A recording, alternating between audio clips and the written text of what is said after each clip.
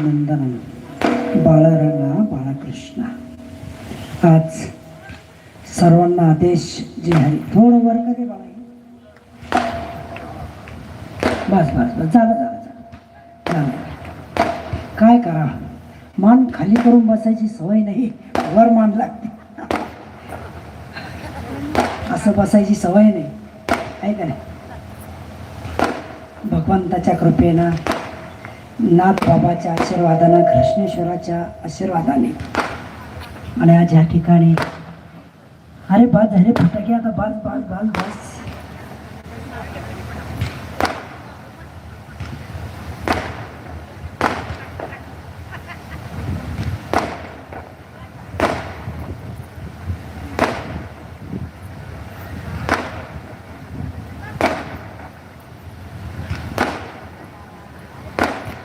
तेवढं संपूर्ण द्यावं लागेल.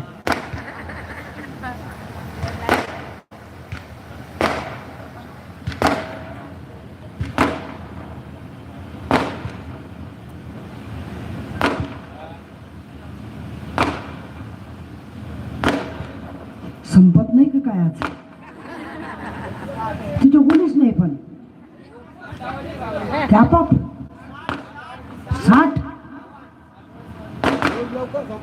7 दिवसाचा सप्ताह आणि 60 फटाकडे, परंतु सप्ताह 7 दिवसाचा नाही, 10 दिवसाचा. हा मायबाप, भगवंताची कृपा, आज आपल्या ग्रंथाची सांगता झाली. याची दान दे ग देवा, तुझा इसर न होवा. गुण गाई नावडी हित माझी काय सर्व जोडी. तुझं गुण मला गायचंय, तुझं गुण मी गायलं. याची दान दे ग देवा. काहीच नको मला, काहीच नको. धन नको, दर्वे नको, काहीच नको. तुला द्यायचं असेल ते दे, नाही तर देऊ नको, परंतु नक्कीच मला काय दे, तुझं ध्यान लागलं पाहिजे. ह्याची ध्यान लागलं पाहिजे. याची दान दे ग देवा, तुझा इसर न होवा. आज आता तुमच्या ग्रंथाची सांगता झाली आणि म्हणून सहज मनात आलं की ह्याची दान दे ग देवा. आज हे बोललं पाहिजे याच्यावर, कारण आता ग्रंथाची सांगता झाली. तुम्ही किती किती किती अभंग आहे ते 4092 अभंगाचा तुम्हा मायबापाच्या तोंडामधून पोटामधून त्याचा उच्चार झाला. आणि त्या उच्चार झाल्यामुळं आता दुसरं काहीच मागू नका, काहीच मागू नका. बघा तुम्ही एक एक अभंग जर वाचला असेल आणि ऐकला असेल मायबाप, तर त्याच्यामध्ये आपला जीवनाचा उद्धार आहे, जीवनाचा उद्धार आहे. आणि तेच करा तुम्ही, काहीच करू नका. तो करणारा भगवंत आहे, तुम्ही त्याचं सेवा करा, तो तुमचं काम करायला जातो. तुम्ही त्याचं काम करा, ते तुमचं काम केल्याशिवाय राहणार नाही. तुम्ही नाम घ्या, तो काम करतो. तर तुम्ही घ्या नाम तसं अगदी प्रांजळ मनाने. आता ज्यांनी ज्यांनी ना आपला संत तुकाराम गाथा ज्यांनी वाचला असेल, त्यांनी किमान एवढंच सकाळी उठल्या उठल्या डोळ्यापुढे ठेवा, आपण तुकाराम गाथा वाचला, त्याच्यातला एक जरी ओवीचा अभंग नाहीच, तुम्हाला एक जरी शब्द नुसतं एवढंच आलं, याची दान दे गा देवा. सकाळी उठल्या उठल्या तेवढंच म्हणायचं, काहीच येत नाही ना. सोपं आहे का नाही? याची दान दे गा देवा, फक्त तेवढं म्हणा. हे किती सोपं आहे, त्याला शिकलेलं लागत नाही, त्याला कसंच नाही. हुकलेले सुद्धा चालतात, नुसतं शिकलेलंच नाही, हुकलेले सुद्धा चालतात. फक्त एवढं माय ध्यानात ठेवा. काय म्हणायचं? याची दान दे गा देवा. म्हणा सगळेजण मोठ्याने म्हणा, याची दान दे ग देवा. फक्त एवढंच म्हणा, याची दान दे ग देवा. आता म्हणा, तुझा इसर न व्हावा. गुण बरोबर आहे का? कारण आपल्याला पटन असं बोलावं लागेल ना, हे का नाही? मी म्हणलो तुझ्या नामाची महिमा, तुझं न कळे घनश्यामा. त्यांना त्यांचं नाव कळतच नाही, परंतु आपल्याला कळलं पाहिजे ना, आपल्याला कळायला पाहिजे, फार महत्वाचं आहे. आज या ठिकाणी खरोखर बाबा केदारे बाबा असेल, आमचे नांदाड्याचे शिवाजी बाबा असेल आणि बसणारे मंडळी आडगावकर बरेच आहे, पांडे बाबा बरेच सगळे मंडळी. तुम्ही तेव्हाही नावं घेतले का? प्रभू तुम्ही महेशाची मूर्ती नाही का? प्रभू पण बसलेले होते. हा, आणि सगळ्यामध्ये जो बंडखोरी करणारा, त्याचं नाव बंड, तोही बसला होता कसा तरी. एकदा ह्या सगळ्या लोकांकरता पारायणाला जे बसले त्यांच्याकरता आपण जरी बसेल असेल, आपल्याकरता आपण टाळ्या वाजवायचा माहिती. आणि टाळ्या वाजवायच्या बरं का, कीर्तनात वाजवायच्या, पारायणात वाजवायच्या, भजनात वाजवायच्या. जर तुम्ही टाळ्या नाही वाजल्या तर पुढच्या जन्मामध्ये, ह्या जन्मात आशा वाजावं लागेल आणि मग पुढच्या जन्मात त्या आता आडवे. पण ह्या जन्मात जर तुम्ही ते वाचल्या नाही तर नक्कीच आपल्याला पुढच्या जन्मामध्ये आपल्याला नक्कीच काय होईल, कोणता तरी जन्म भेटेल मायबाप. आणि मग कुठंतरी उभं राहून त्या टाळ्या वाजवणार. कथा कीर्तनामध्ये नाचायला लाजायचं नाही. नाचता नाचता देवाचा गळाला पितांबर, बरोबर आहे का नाही? देव स्वतः नाचलेले, आपण लाजायचं नाही, देवा करता लाजायचं नाही. हा, कुठं नाचायचं नाही? वरतीत नाचायचं नाही. ही फार महत्वाची गोष्ट आहे. वरतीत नाचू नका, उघडीचे काहीतरी गाणे लावून नाचू नका. नाचायचं आहे, तिच्या पुढंच नाचायचं आहे, पण काहीतरी अभंग लावून नाचा, काहीतरी नाथबाबाचे आपले भजन लावून नाचा. नाचायला लाजायचं नाही. आणि ह्या मंडपामध्ये आलं, कोणाला बेहायचंही नाही. नवऱ्याला बायकोला बेहायचं नाही, बायकोनं नवऱ्याला बेहायचं नाही. हे माझ्याकडे पाहत कशी नाचू, अजिबात नाही. तो गण जितके दिवस त्याला नाचवलं, आता नाचणं काय झालं? अरे लग्न लावलं त्याच दिवशी नाचवलं, फिर माझ्या मागं. आणि आता काय अडचण आहे बरं? हां, इथं नाचायला जर लाजत असेल तुम्ही, तर मग नाचता तरी कुठं? अजिबात नाही. आपण आमच्या घरचे काय असतील नसतील माहीत नाही मला, पण इथं लाजायचं नाही, आनंद घ्यायचा. इतका आनंद घ्यायचा का त्या आनंदाला पार नाही ठेवायचा. हे मोकळ्या मनानं नाचायचं. भगवंताचं चिंतन करत असताना आनंदमय होऊन जायचं. आनंदमय झालं का मग नाचायचं, टाळ्या वाजायच्या, त्यांचं गुणगान गायचं. अगदी असं गुणगान गायचं, याची दाना दे गा देवा, आणि तुझा कधीच निसरण नको, कधीच नाही हो, कधीच नाही. जन्मोजन्मी माझ्या सोबत राहा. जर तुला मला पुन्हा जन्म मनुष्य अवतारामध्ये द्यायचा असेल, पांडुरंगा फक्त माझ्या सोबत राहा. जितके भगवंताना अवतार बदलले, तुका त्यांच्या सोबतच घे. मागणी केली, ह्याची दाना दे गा देवा, तुझा विसर न हो. फक्त तू चिडच असेल तर मागणी, मला बाकी कुठंच नेऊ नको. तू चालणार आहे तिथं मला घेऊन जा. चला, तुला दोरकेत जायचंय का? मला तिथं नाही. पंढरपुरात यायचंय, तिथं येणे. तुला कुठं जायचंय? गोकुळात जायचंय, चला पेंद्या म्हणून मला सोबत राहू दे. बरोबर आहे का नाही? मला फक्त तुझ्या सोबत राहू दे, याची दान दे गा देवा, तुझा विसर न व्हावा. या भाऊया, या चौधरी सर, या त्यांच्या सोबत आलेले मंडळी, या पुढे या, इडे या. या ठिकाणी जे महाराजाला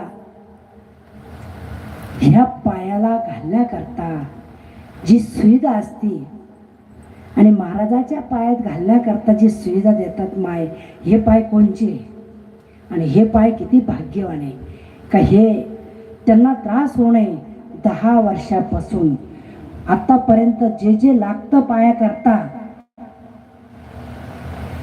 ते पादुका हे भाऊ पोहोच करतात. आणि नुसते अशाच नाही. इकडून या, फोटो घ्या रे, या सर, या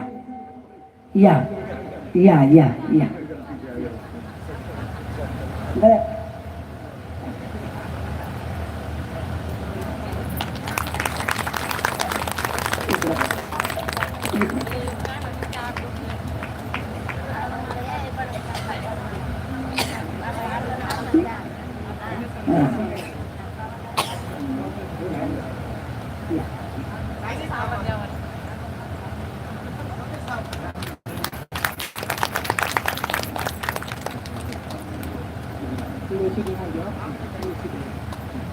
या या या या या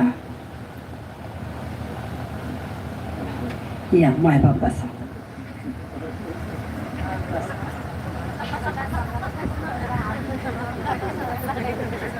याची दान दे गा देवा तुझा इसर न व्हावा, गुण गाई आवडी हीच माझी सर्व जुनी, हीच माझी भूमिका आहे, हीच माझी मागणी भगवंता की तो जन्म आहे तोपर्यंत तुझा इसर नाही झाला पाहिजे. आणि तुझ्या इसराने होतं काय, जर तुझा इसर नाही पडला तर जीवनाचा इतका मोठा फायदा होतो बाबा. किती फायदा होतो तो सांगता येत नाही. ह्या मुख कमालाने जर भगवंताचं चरण देखिले चरण काय आहे ना ते हा पायीच फिरावले. मला काही येत नाही त्यातलं, पण आपलं सुरुवात करून द्यायची आहे काय. मला नाचता येत नाही, पण सुरुवात अशाची केली सगळे नाचतात. मला बोलता येत नाही, पण मी बोलला का तुम्ही सगळे मला उत्तर बरोबर सांगतात. आणि खरं तर मी तुम्हाला पहिल्या दिवशी सांगितलं होतं, किती ज्ञानी असेल टुंकीकर भाऊ, किती ज्ञानी असेल तरी मला असं वाटतं त्यांनी विद्यार्थीच राहायचं. आणि विद्यार्थी जेव्हा राहील ते जास्तीत जास्त ज्ञान मिळू शकतो. जो विद्यार्थी राहील तो जितका ज्ञान मिळेल तो सुज्ञ मिळू शकत नाही. कारण काही लोक म्हणतात, आता एखाद्या लहान मुलाला आपल्या बाळाला जर एखादं म्हणलं हे वाचते म्हणजे मला सगळं येतं, आणि मग काहीच येत नाही. सगळं येतं म्हणणाऱ्याला काहीच येत नाही. जो म्हणला मला काहीच येत नाही त्याला सगळं येतं आपण असं गृहीत धरायचं. म्हणजे मला येतं असं नाही, पण बरीच मंडळी म्हणते मला काहीच येत नाही. एखादी सुनबाई लग्न झालं, सुनबाई घरात आली, वडिलाची तुला कापूस तोडी ती, मिरच्या तोडी ती, वांगे तोडी ती, टमाटे तोडी ती, अजून काय काय नाही तोडीत. परंतु लग्न झालं, सासरे आली का सासू जर म्हणली ना बाई थोडे वांगे तोडायचे होते, हो आत्या मला ते वांगे तोडायचे कसे माहीतच नाही, इतके अनुसरण देते त्यांना. माय घाले सगळं करत होती, कशाला आता उगाच नाटक करते. येड्यापणाचे का नाही, येड्यापणा आहे. अरे गेल्यावर सासूला म्हणायचं चला तुम्ही तोडशान, तशी नाही आलं तरी म्हणायचं, नाही आलं तरी म्हणायचं, तुम्ही कराल ते तुमच्याकडे पाहून करेल. हे भगवंतांना दोन जे कल्प दिले आपल्याला ते पाहण्याकरताच दिले, आणि मग ते पाहून करता येतं ना. आता तुम्हाला आडगावला जायचं आहे, तुम्ही डोळे लावून जाशाल का, रस्ता पाहत पाहत जाशाल. हे बल्ब आपल्याला दोन दिले ते तेवढे करताच दिले, पाहत चाला. बरोबर आहे का नाही अण्णा काका, पाहण्याकरता आहे, मग पाहून करा. म्हणून विद्यार्थी राहायचं. याची दान दे गा देवा तुझा इसर न व्हावा. दान द्यायचं असेल तुला तर फक्त तुझं नामस्मरण दे. तुला दान जर द्यायचं असेल माझी भक्ती वाढू दे. तुला जर दानच द्यायचं असेल तर माझ्यामध्ये तू नेहमी राहा, बाहेर जाऊ नको. हृदयबंदी खाना केला तर विठ्ठल कोणी, फक्त तू माझ्या आत राहा. तू जर बाहेर गेला तर मला करमत नाही. आपलं लग्न झाल्या आपली पती आणि पत्नी म्हणतात बरं का, बाबा तुमचे लग्न झाले नाही सगळ्यांची, झाले ना, चौधरी सर लग्न झाले, लग्न झालं किती मुलगी म्हणते अहो पटकन या चहा घ्यायला, तू घेऊन टाक ना, माझं चप्पल दुकानचं आत्ताच मी आपलं दुकान उघडलं, तू घेऊन टाक. नाही ना हो, चहा घ्या एकदा, तुम्ही पटकन या आपण चहा घेऊ. चहा झाल्यानंतर थोड्या वेळानं तुम्ही जेवण करा, गरम गरम आहे खाऊन घ्या. झालं जेवण झालं, आता तुम्ही बाहेर जाऊ नका, मला करमत नाही हो. तीच पत्नी फक्त 3 वर्षे जाऊ द्या. 3 वर्षांना ती पत्नी तीच म्हणते की आपल्या संसारामध्ये कमवण्याकरता तुम्ही काहीतरी पाहायचं असतं, काहीतरी करायचं असतं मायबाप. बरोबर आहे का नाही. तीच पत्नी 10 वर्षानंतर म्हणते नुसतं घरात घोमतात, बाहेर पडा. तीच पत्नी 20 वर्षानंतर काय म्हणते, तोच पती 20 वर्षानंतर काय म्हणतो, तोच पती म्हातारा झाल्यावर काय म्हणतो. बाईला म्हणे खरं मरता तरी बरे. किती अवघड आहे. भगवंताकडे काय मागायचं, फक्त एवढंच मागायचं, ह्याची दान दे ग देवा, तुझा विसरणच नको. हे सगळे मायावी आहे, हे सगळे मायावी. मेल्यानंतर बायका म्हणतात, आपले घरचे पती म्हणतात, आता आमचं काही खरं राहिले नाही, जगून काही फायदा नाही. पण किती दिवस?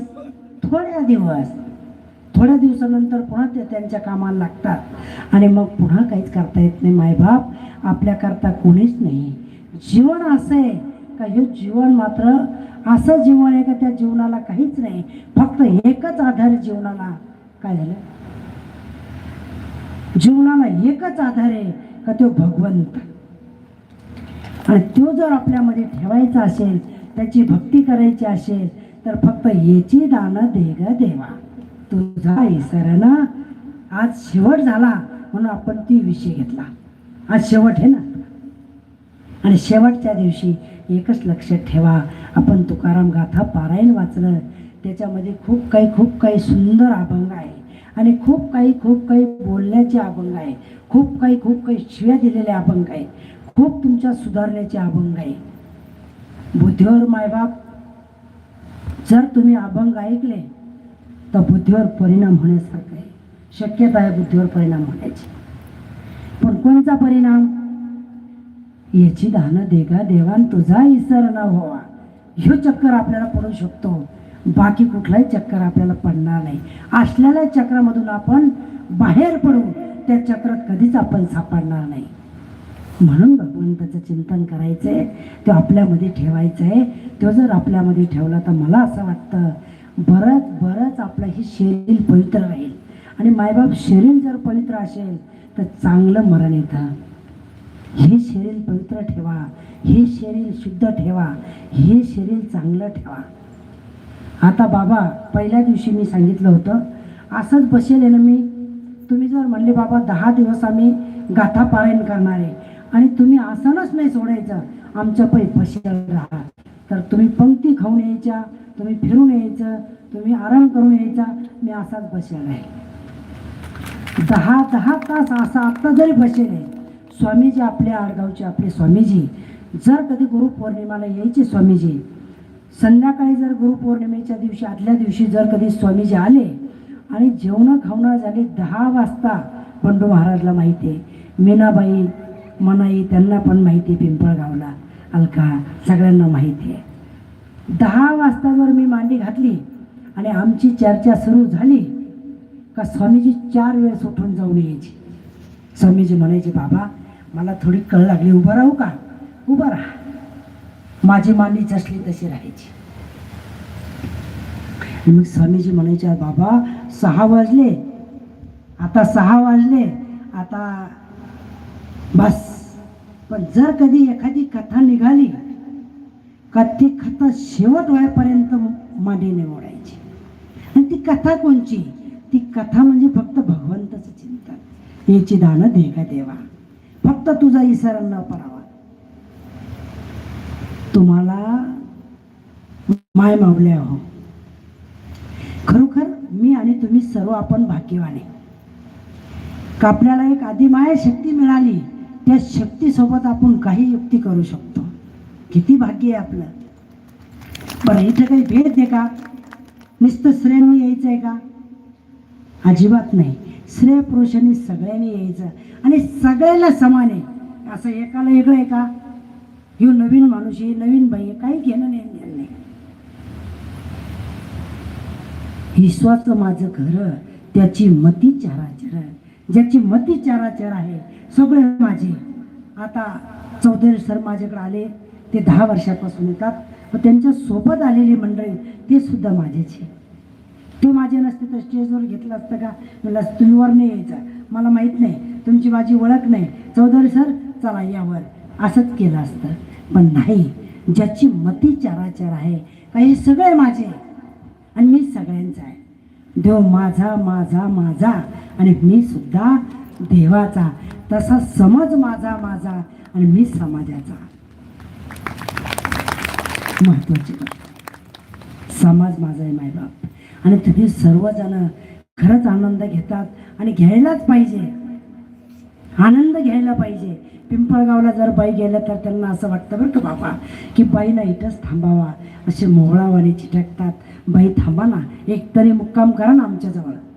नाही, जाण्या फळा गेल्यानंतर सगळ्यांना वाटतं एक दिवस थांबल्या पाहिजे बाई. येरूळ आल्यानंतर येरूळकडला असं वाटतं बाईनं इथून जाऊच नाही. राहणारे भक्त मंडळी असती, आमची अलका असन, दप्तराची आजी असेल, अजून दोन चार जणी लाका असेल, नाना भाऊ असेल, भगवान असेल, त्याचा महादू भाऊ असेल, त्याची आई असेल, हे सर्वजण इथं सेवा करतात. आणि ती सेवा करणाऱ्याला सुद्धा वाटतं बाईनं जाऊ नये. जे महिना महिना 6 महिने राहतात त्यांना असं वाटतं की बाईनं इथून कुठंच जाऊ नये, कुठंच जाऊ नये, कुठंच जाऊ नये, इथंच राहावा. या ठिकाणी मग आनंद वाटतो. आपलं पांघरून आहे माहिती आहे, पांघरून आहे. आणि एकदा कांगावरचा कपडा बाजूला झाला, थंडी वाजते. तसं महाराज आपल्यापासून जर बाजूला गेले तर मला असं वाटतं त्रास होतो. एकदाच नाही, तेच नाही, इथंच नाही. काय झालं?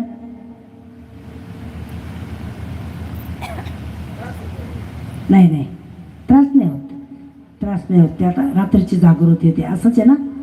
हां, त्याच्यामुळं हो राहिले, ते बाकीच काही नाही. आणि मग काय विषय चालू होता आपला? काय विषय चालू होता?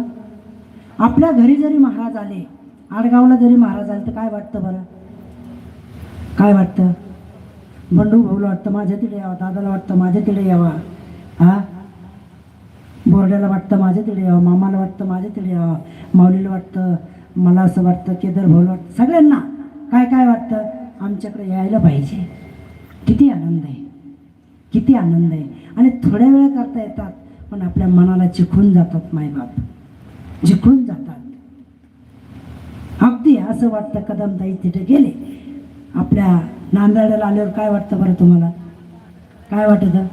हा हा हा हा, अख्खं गाव महाराजा मागं फिरतं. महाराजाचा 8 वाजेचा टाईम आहे जेवायचा, पण तुझाही सर न व्हावा एवढंच करता महाराज. हे म्हणले का चला ना आमच्या घरी, 11 वाजेपर्यंत महाराज फिरतात. काही विचार करत नाही, मनाचा विचार करतात, जेवणाचा करत नाही. याला संत म्हणायचं आहे. जे समाजाचा विचार करतात त्याला संत म्हणायचं आहे. मनाचा विचार, स्वतःच्या मनाचा आणि स्वतःचा खाद्याचा आणि स्वतः आयुष्याचा जर विचार केला, मला असं वाटतं त्याला संत पदवी दिल्या जात नाही. ते ठकावणारे आहे, ते आपल्याला फसवणारे लोक आहे. आणि त्यांच्या मागे आपण पळू नये, खऱ्याने माय पळू नये. सत्य कर्मात सहाय्य झालं पाहिजे.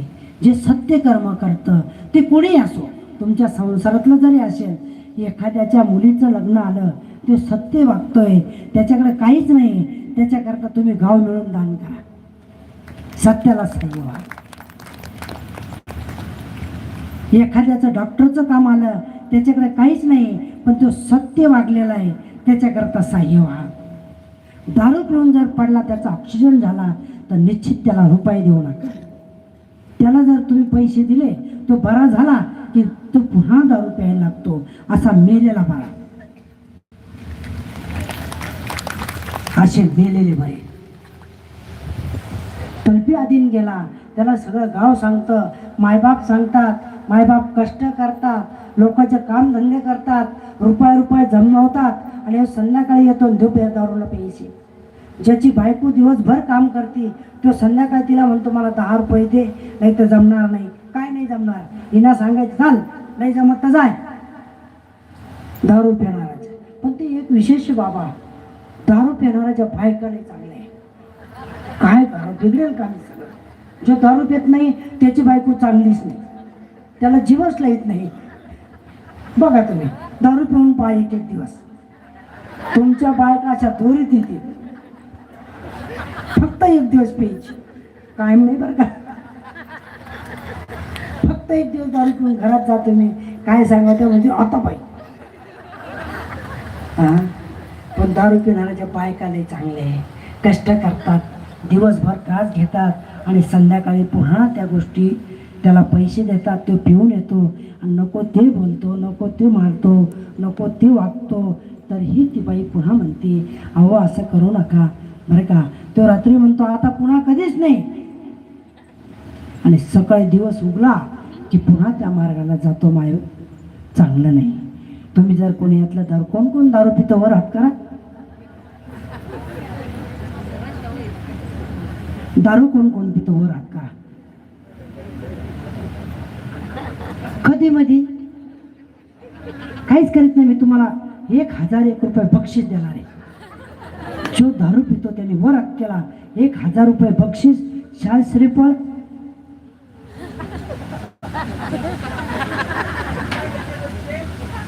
पहिले नाही, आता पिते ते. पहिले पिते ते सुधारले ना. सुधारल्यावर कशाला? हा वा, कोरे भांडे सगळे. हा एकही भांड बाटलेलं नाही का? बाटलेले, पण बाटून पुन्हा सुधारले. आता मात्र पुन्हा बिघडू नका, ही महत्वाची गोष्ट आहे. आता बिघडू नका माय बाप, ही महत्वाची गोष्ट आहे. झालं ते झालं, झालं ते वाहिलं आणि राहिलं ते आपलं आता वाहून गेलं ते असं म्हणा आपण. परंतु आता जे आहे ते मात्र चांगले राहा, चांगले वागा. दारू पिऊ नका, मांस खाऊ नका. माय बाप ज्या वस्तूचं तुम्ही ते भक्षण करतात, खरं तर फक्त राक्षस करतात ते खाणे. राक्षस करता, राक्षस जातच वेगळे आहे. मनुष्य जात राक्षस नाही. म्हणून मनुष्य जातीला त्या गोष्टी करायच्या नाही. आणि एक दिवस माझ्याकडे एक माणूस आला आणि तो म्हणला, बाबा आमच्या घरी एक म्हसोबा आहे. आमच्या प्रभू काका सारखं. प्रभू काकाकडे म्हसोबा आहे शेतामध्ये. आणि ते म्हसोबाला दरवर्षी बोकड्या कापावं लागायचं बाबा. जर बोकड्या नाही कापला तर म्हसोबा पांगळा करून टाकायचं एकांत. मग ते पाहायचं, ते सकून पाहायचं. आणि मग ते सकून पाहिल्यावर ते बोकड्याचं निघायचं. म्हसोबाचं निघलं की मग कापा बोकड्या. बोला गावाला कापा, पंगत द्या. त्यांनी खा, ज्यांनी केला त्यांनी खा. आणि मग तो बोकडा एक दिवस आले, म्हणले बाबा आमचा असा असा बोकडा. आणि ते पायच हे होऊन जातात. बोलतात का? बरोबर आहे. हे प्रभू काका. आणि 12 वर्षाचं जेव्हा महाराजाची सेवा सुरू झाली तेव्हापासून हे सेवा करतात आजपर्यंत आहे. प्रभू काका असेल, मला असं वाटतं फकीर पाटील जगदाळे असेल, असे बरेच तिथली मंडळी. आता त्यांचे वंशच पुढं त्यांचा जसा नाही का एखादा कुलदैवताचा विषय असतो, असे आता बाळू काका ते बरेच आलेले आहे. तर ते वंशच त्या मार्गी लागले. आणि मग एक दिवस त्यांना म्हणलं, ठीक आहे तुमचा पाय बोकड्या धरतो ना, आता मी बोकड्याचा पाय धरतो. जर त्यांनी इडून पुढं तुमचा पाय धरला, माझी जबाबदारी भात शिजवा, ते देवा निवत दाखवा भाजी पुढेचा. पाहू काय होतं. आता बोकड्याचा पाय मी धरल्यामुळे त्याला फळफळ उडून करता आलं ना. आणि म्हसोबाला कळलं बोकड्याचा पाय धरला ना आपला धरला, मग म्हसोबाही गप्प पाडा. 35 वर्ष झाले तेव्हापासून काहीच नाही, काहीच केलं नाही त्यांनी. ही खूळ भावना आहे तुमची का बा म्हसोबा खसोबा काय असं ना, अजून देवी ही बकरं मागते, फक्त बळी द्यावं लागतं. असं जर मी म्हणलं तर चालेल का हो? बकरू बळू द्यायच्या ऐवजी तुम्ही स्वतःचं पोरगं द्या ना. काय बिघडल? काय बिघडल? तो एक प्राणीच आहे ना. मग द्या बरं एक एक पोरगं बळी. जमेल का? नाही जमत. जसा आपला जीव आहे आपल्या अवलदीमध्ये, त्याचप्रमाणे त्या पक्षाचा सुद्धा फक्त हा आहे. त्यांचं ते मागचं पाप आहे आणि ते पाप त्यांना फेडावंच लागतं. परंतु ते कोणा करायचं? राक्षसाने. मनुष्य अवतारात नाही करायचं. तुम्ही इथं कोण कोण खातं? वर हात करा. 2000 रुपये कशाला करीन कोण? अपमान आहे ना. पण जर तुम्हाला अपमानाची लाज वाटत असेल तर आजपासून जे खात असतील ते खाऊ नका. ही महत्वाची गोष्ट आहे. आणि आपल्या घरामध्ये बरं का माय मावल्यावर आपण संस्कार चांगले ठेवा. आपल्या मुलीला चांगलं शिकवा, मुलाला चांगलं शिकवा आणि आपले संस्कार चांगले ठेवा. आपल्या मुला मुलीला सांगा मुलीला सांगा, बाई तू वयात आली, तुला सासरी जायचंय, चाल घरातला स्वयंपाक तुला करायचाय, कपडे तुला धुवायचे, झाडून तुला घ्यायचंय, किचन साफ तुला करायचंय, उद्या तुला तुझ्या घरी करणंय, हे तू सगळं शिकेल पाहिजे. तुला तिथे त्रास नाही झाला पाहिजे असं नाही सांगायचं. आता तुझं लग्न जवळ येईल, तू लग्न करायचंय, काहीच करू नको. आणि जाताना तिला काही घाबरू नको. जर तुम्ही तुमच्या मुलीला सांगशाल का त्या सासूला घाबरू नको, तर तुमची सून तुम्हाला घाबरत नाही, तुमच्या लक्षात येत नाही. हे लक्षात आलं पाहिजे. कारण जुनी एक म्हण आहे, दुसऱ्या करता जर तुम्ही गड्डं खोदलं का अंधारात तुमचा पाय त्याच्यात गेल्याशिवाय राहत नाही. तशी स्थिती आहे संसाराची. आणि बरं का, ज्यांचे मालक असतील त्या मालकाचा तुम्ही कधी अपमान करू नका. तुमच्या मुला देखत, तुमच्या सुना देखत जर तुम्ही तुमच्या मालकाचा अपमान केला का तुमचा अपमान झाल्याशिवाय राहत नाही. कारण तू त्यांच्या देखत तुझ्या पतीचा अपमान करते. मग त्यांच्या लक्षात आलं यांचंच असं आहे हुतामत, तर आपलं काय नडलं, चला तेही आपल्याला त्रास द्यायला सुरू करतात. जर कधी आपल्याला आपलं कुटुंब चांगलं ठेवायचं असेल, आपलं घर चांगलं ठेवायचं असेल, तर लक्ष्मीच्या हातात आहे, लक्ष्मीच्या जास्त हातात आहे. म्हणून माय सगळ्यांना विनंती आहे का तुम्ही चांगल्या राहा. सून म्हणजे लेक आहे, लेक म्हणजे लेक आहे, आणि सासू म्हणजे आई आहे, असं आपण सगळ्यांनी माना. नुसतं सासूलाच नाही, सुनाने सुद्धा माना. फार महत्त्वाची गोष्ट आहे. संसारामधलं आपलं जीवन सुफल जर ठेवायचं असेल, तुम्ही तुमच्या संसारात काय मानलं पाहिजे, एकूणाला मोठ्यापणा दिला पाहिजे. आणि भगवंत आपल्या जवळ जर ठेवायचा असेल, त्या भगवंताचं रोज काय केलं पाहिजे, चिंतन केलं पाहिजे. पहिल्या दिवशी मी सांगितलं होतं का दुसऱ्या दिवशी, दुसऱ्या दिवशी, पहिल्या दिवशी भाव सांगितला, दुसऱ्या दिवशी चिंतन सांगितलं, आणि काल काय सांगितलं, जेवायचं.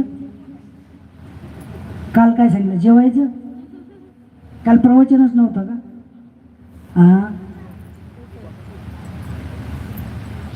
नाही, तुम्हाला खायला नाही, त्याच्यामुळे तुमचे मेंदूत राहत नाही काही.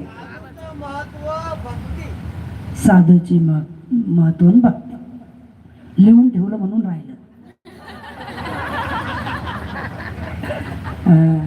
त्यांना माहिती आहे की बाबा एखाद्या वेळेस बाबा विचारू शकता काय काय झालं, म्हणून ते लिहून ठेवलं म्हणजे ताण नाही राहत, आहे की नाही.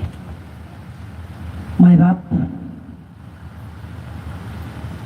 भगवंताची कृपा आपल्यावर हो असं जर वाटत असेल, याच्याकडे आधी संताची कृपा झाली पाहिजे. आधी जर तुमच्याकडे डॉक्टर साहेब, तुम्हाला डॉक्टर होण्याकरता किती प्रयत्न केले, खूप केले. किती केले, खूप प्रयत्न केले. पण आता मात्र काही त्रास आहे का?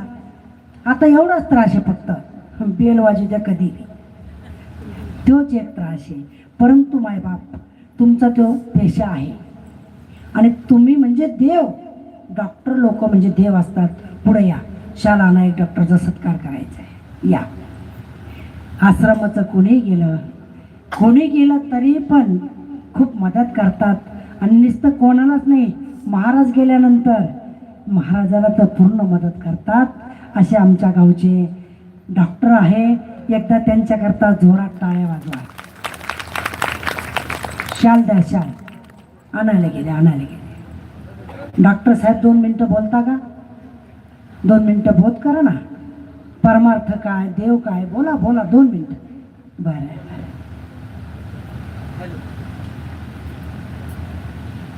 बटन दाबा, त्याचं बटन.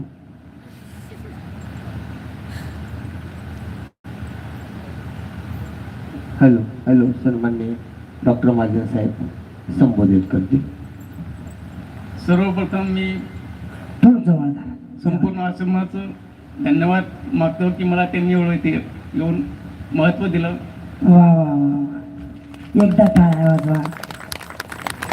त्यांचा बोलण्याचा पेशा तो बिना माहीतचा आहे. आणि आम्हाला नेहमी पेशंट कमी बोलून जास्त इलाज करावा लागतात, करावं त्यामुळे त्याच्यामुळे- जास्त बोलायची सवय नसते आम्हाला. वा वा वा, बरोबर आहे. कारण पेशंट फार बोलतं, इतकं बोलतं, माझं डोकं दुखतं, माझं पोट दुखतं, माझं पाय दुखतं, माझं काय काय दुखतं, इतकं बोलतं पेशंट. त्यांना फक्त ऐकून आणि त्याचा विलाज करावा लागतो. हो ही महत्वाची गोष्ट आहे. ते जर पेशंट इतके बोलले तर मग डॉक्टर कोण? ह्यो एक प्रश्न आहे ना, बरोबर आहे का नाही? म्हणून माय बाप धन्यवाद मग. वा वा, जय हरी जय हरी. आणि आश्रमाकरता नेहमी दोघंही पती पत्नी येतात. गुरुपौर्णिमेला दर्शनाला आल्याशिवाय राहत नाही. आणि गावातले अजून असे 2-3 डॉक्टर आहे की जे सगळे डॉक्टर ज्यांच्याकडं महाराज गेले त्याला ते आनंद देतात. आणि पाटणे डॉक्टर असेल, अग्निहोत्री असेल, आपले महाजन भाऊ असतील, सगळे डॉक्टर मंडळी आश्रमाच्या लगत आहे. आणि आश्रमातलं नुसतं नाव जरी सांगितलं तिथे काहीच विचारित नाही. पैसे किती आहे किती नाही आहे, असतील तेवढे द्या, नसतील तर तसेच जा. असं आपल्या आश्रमावर ह्या सगळ्या लोकांची डॉक्टरशिवाय माहीत. डॉक्टर म्हणजे देवच असतात. आपल्या वेळेला ते कामं येतात. आणि आपलं डॉक्टर म्हणजे तुम्हाला साधे नाही वाटले. आता आमचे लोक कधी कधी मूर्ख लोक बोलता बोलतात म्हणतात काय, या आपल्याकडं, ते करू नका. डॉक्टर काय करता तुम्ही, चला घ्या लिंब, घ्या राख. नुसते आपल्या राखीन आणि लिंबण नाही, अनेक आजार अनेक प्रकारचे असतात. याला डॉक्टरची सुद्धा गरज असते. आणि ज्याला जी गरज आहे ते केलं पाहिजे. म्हणून त्यांचं मागच्या जन्माचं खूप काही त्यांनी चांगलं वागले. प्रयत्नाने होत नाही, कर्माने होतं. हे सगळं प्रयत्न सगळंच करतात. तुमच्यासोबत किती मित्रमंडळी होते? खूप जण होते. किती डॉक्टर झाले? ज्यांनी कष्ट केले ते डॉक्टर झाले, आणि ज्यांनी त्यावेळेस मजा मौज केली ते आज दुसऱ्यांच्या ठिकाणी काम करतात. आणि दुसरी गोष्ट, प्रयत्न तर खूप करतात, परंतु त्याला कर्माही लागतं. कर्माने जर कधी उदाहरण घेतलं की मग माणूस बरोबर माणसाचे मार्ग मोकळे होतात आणि ते जिंकल्या जातात कुठेही असेल. आणि पेशंट जेव्हा जास्त सिरियस असतो तेव्हा आम्ही डॉक्टर फक्त एकच म्हणतो की तुम्ही ईश्वरावरती भरोसा ठेवा. भरोसा ठेवा. वा वा वा वा वा, धन्यवाद धन्यवाद. डॉक्टर साहेब आले आणि तिकडे आता पेशंट आहे, तरी पण तुम्ही बसले. एकदा पुन्हा सत्कार करून टाळ्या वाजवा. सत्कार करा. प्रकाश वाकळे भाऊ, या या डॉक्टर साहेबांचा सत्कार करतील अशी मी त्यांना विनंती करतो. या या, इकडे या, समोर या. लाईव्ह चालू आहे का? लाईव्ह चालू आहे का? बरं बरं, त्यांचं घ्या, ते घ्या घ्या, करा.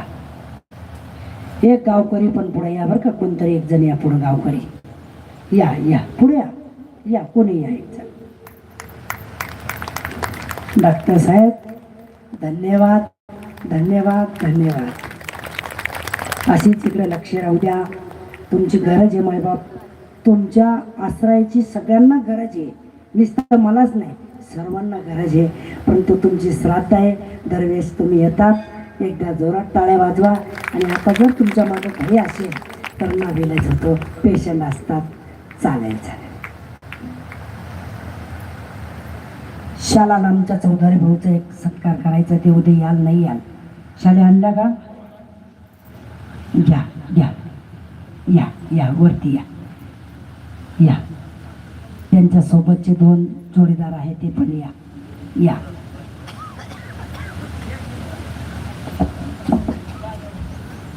या चला धोत्रे साहेब. चौधरी सरा करता एकदा जोरात टाळ्या वाजवा. दुकानात गेल्यानंतर तुमचीच दुकान आहे.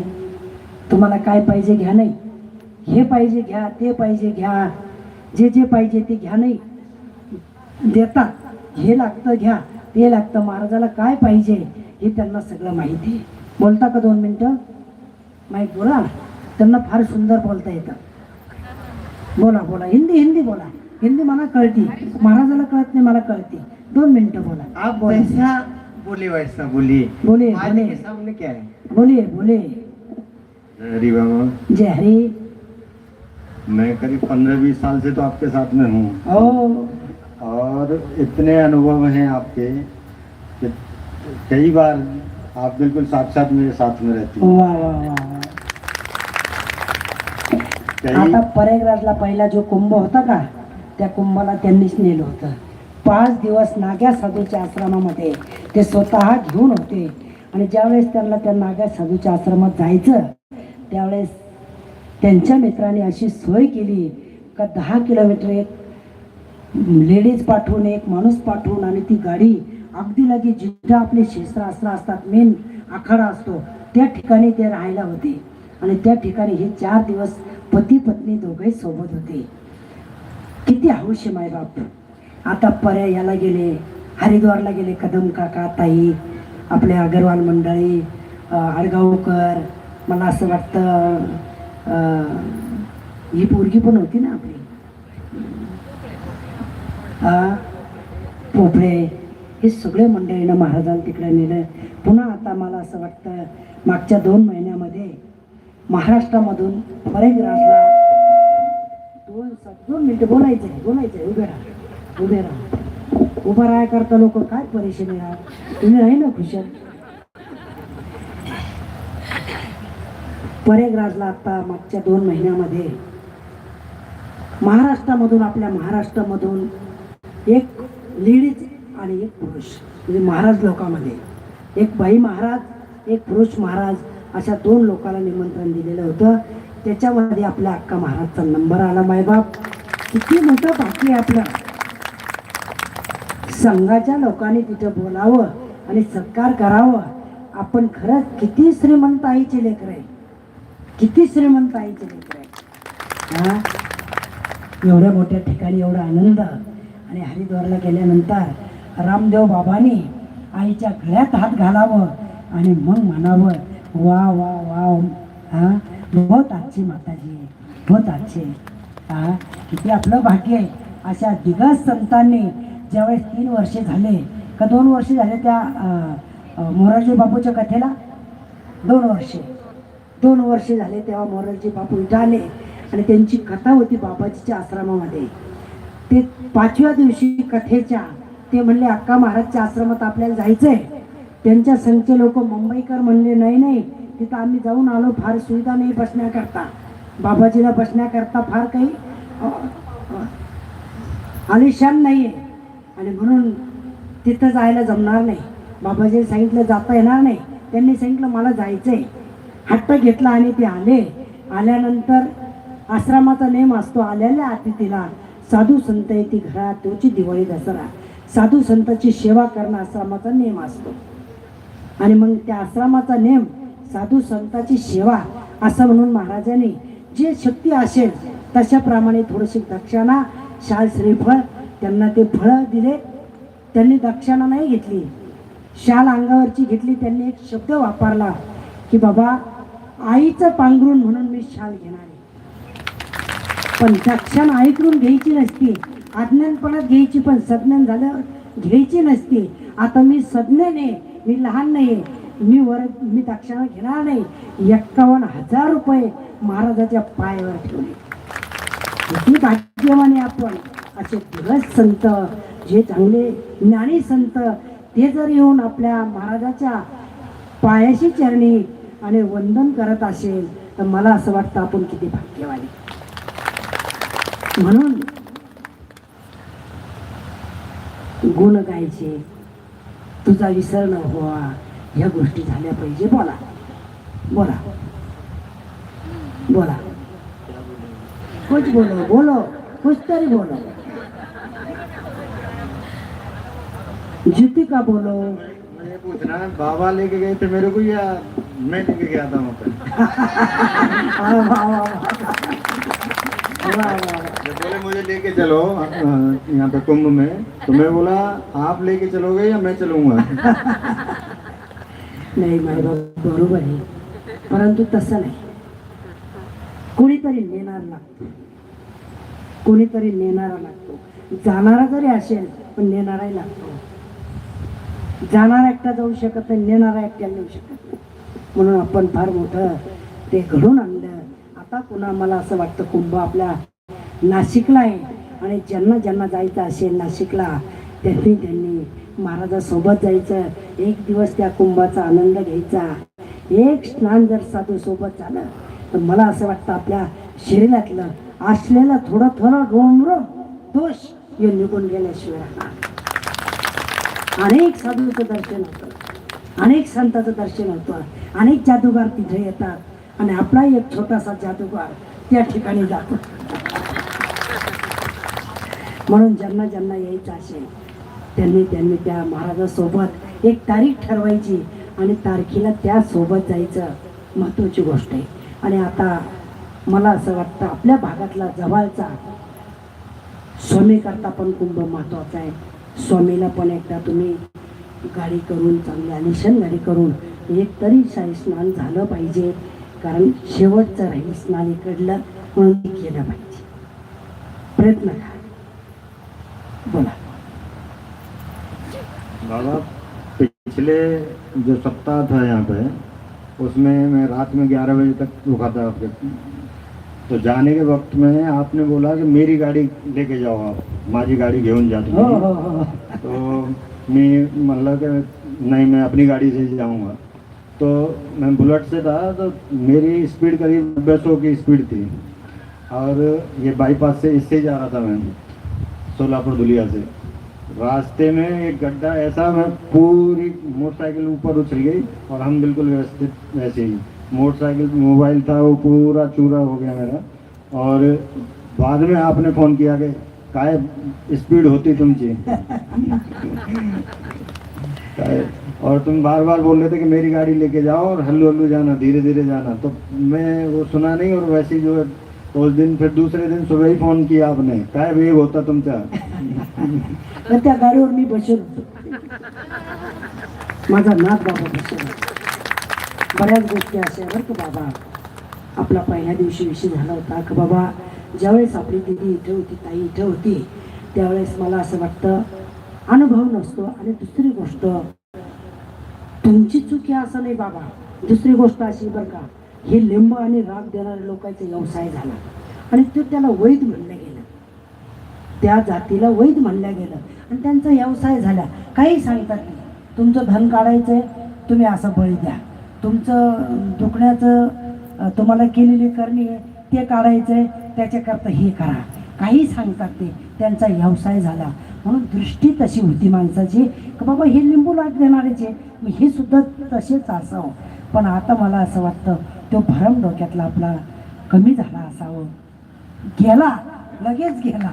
नाही तसं पण म्हणजे कपटी म्हणत नाही, पण एक आपलं काही याच्याशी संघाई गरज नाही बा. आपला तो विषय नाही बा. आपल्या कथा कीर्तनाचा विषय, यांचा विषय काय, आपण त्याच्यात डोकं घालायचं नाही, आपल्याला काही म्हणायचंही नाही, असा विषय होता तो. म्हणजे निरीक्षण करून दिलं. एखाद्या दिवस काय होईल, एखाद्याच्या मनात येतं की बाबा बबन महाराज असे म्हणले होते, महाराजला असे म्हणले होते, महाराजला असे, असं हे डोक्यातलं निघून गेलं पाहिजे. ते तसे नाही म्हणले, ते असे म्हणले का बाबा याचा ना आपला काही संबंध नाही. म्हणजे महत्त्वाची गोष्ट आहे, मायबाप याची दान दे ग देवा, तुझा विसर न व्हावा बसा. आणि तुझा विसर नाही झाला पाहिजे, तुझा विसर नाही पडला पाहिजे, याच्याकरता आपण भगवंताची सेवा करायची, संत सेवा करायची, मिळन तेवढी करायची. आमचे अण्णा काका पवार आणि करमडचे भाऊ आणि आडगावचे तात्या, मला असं वाटतं की खूप सेवा केली लोकांनी. अगदी महाराजाला आंघोळ घातली, स्वयंपाक करून घातला, कपडे धुतले, खूप सेवा केली. आणि आजही बी त्यांचा जो विषय आहे, जो विश्वासाचा विषय, तो आजही सारखाच आहे, आजही अटळाच आहे, याच्यात काही बदल नाही. आणि बरेच मंडळी पहिल्यापासून जे सुरुवातीपासून येतात ते आजपर्यंत येतात. आणि आमचे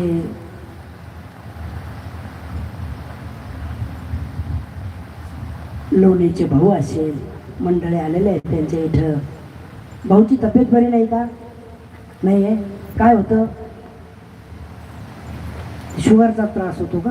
बरं, त्यांना एक दिवस घेऊन या होईल. आणि टुनकीचे भाऊ सरपंच 10 वर्षापासून सेवा करतात. महाराज हसून सांगतात, भेकूचे देव बाबा त्यांची सेवा त्यांनी केलेली आहे. हसून महाराज म्हणतात, भाऊ काय बोलतील त्यांना माहीत नाही, महाराज असेच असतात आणि असे असले तेच महाराज असतात. काही म्हणतात आणि मग ते गुदगुदू असतात. ते म्हणतात, बाई बरं बरं बरं बरं असं का लगे